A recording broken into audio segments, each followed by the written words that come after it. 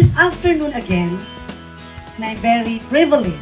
Not that Meridian is so privileged with me, in the same manner that I am also privileged to be working with you people and to be working with a company who's there to really provide the very great product. Because I am not a business-driven doctor, I am a product-driven doctor. That's the reason why that I am in front of you this afternoon, because I want you to realize that though we have a lot of products left and right in the market, a lot of drugs, a lot of nutraceutical preparation, but we need to know the details. That's precisely my very, very reason why I joined Meridian Life. Bakit tayo nagkakaroon ng panghihina pag unhealthy ang ating mga colon or ang ating small and large intestine? Bakit kailangan kang manghina? Remember that all food sana na papasok sa bibig natin, pupunta sa digestive tract natin, dapat ma-absorb. Pag na-absorb siya, anong mangyayari? It will be used as energy.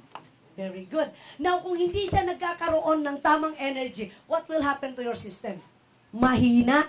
Therefore, fatigue is associated with an unhealthy digestive system. Dapat yung mga pagkain is converted. Yung mga fats na papasok ngayon, dapat hindi na siya nananatiling fats. Nananatili na siyang ibang forma sa katawan, lipid na siya para pumasok sa ating selula at magamit siyang enerhiya. With that, together with fats, basically, you will get extra weight.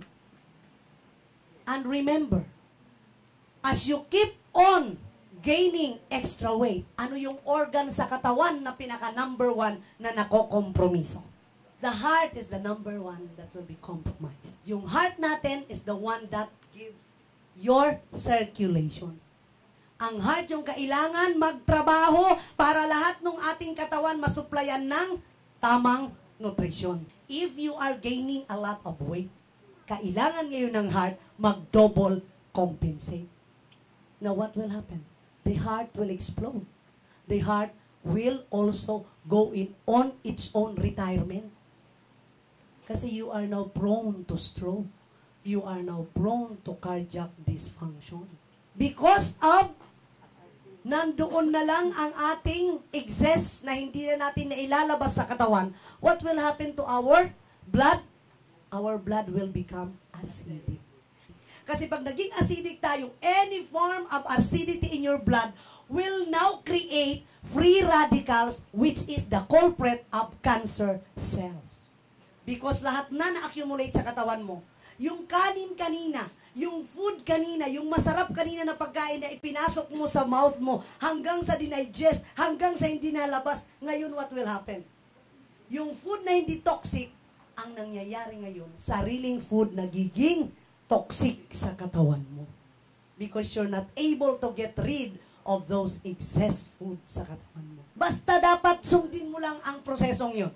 Mag-i-end ka with a master's degree of having colon cancer. Akala nila okay yung ating master's degree. Alam na natin kung anong psyllium. Pag psyllium, automatic ang napapasok sa isipan natin, psyllium equated to anti-constipation. Our psyllium has 2 unique features, insoluble and soluble fiber.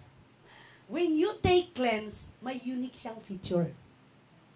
If you will just try to compare it with the normal or the usual psyllium, when you take it, kahit naka-move ka ng feces mo, ng bowel mo, pero ang consistency ng feces mo, buong-buo pa rin. Hindi na siya impacted, hindi na siya matigas. Why is it that yun ang result? Because the 2 fiber happens to combine its insoluble one and the soluble one. What happened to the soluble? The soluble will bind yung mga toxin in your organ. Doon sa ating digestive system na marami yung toxins doon, laden with a lot of toxins, ibabind niya yun. Anong mangyayari? Ngayon, pagka-absorb mo, hindi na siya toxic sa katawan mo.